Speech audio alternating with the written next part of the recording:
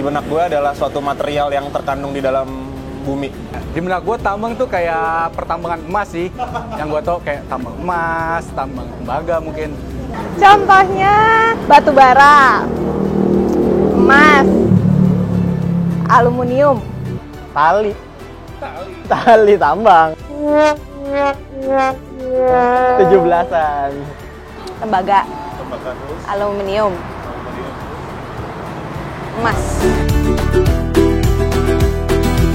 Mungkin jam gue ya, besi kan bisa ditambang, atau handphone gue, atau kabel casan mungkin di sini. Paling cincin sih nih. Cincin, terus ada cincin lagi. Kalau gue makanya biasanya kalau yang tambang-tambang cuman unsurnya di cincin aja sih. Paling perak. Di handphone ada stainless, aluminium. Cuma tahu itu aja sih. Kayak ngebor, terus habis itu garuk-garuk tanah kali. Nah itu gue nggak tahu sih. Yang gue tahu kalau misalkan di pertambangan itu kayak banyak truk-truk gede kayak gitu doang gue taunya. Cuma cara nambangnya gue nggak tahu. Nggak tahu.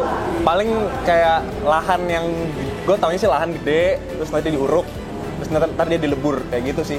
Yang gue tahu ya.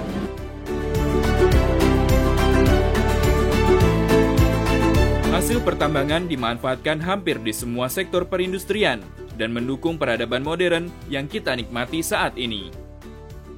Salah satunya pada barang yang kita cari setiap bangun tidur yang kita butuhkan untuk berkomunikasi, ya, smartphone. Smartphone menyimpan harta karun yang jarang diketahui banyak orang.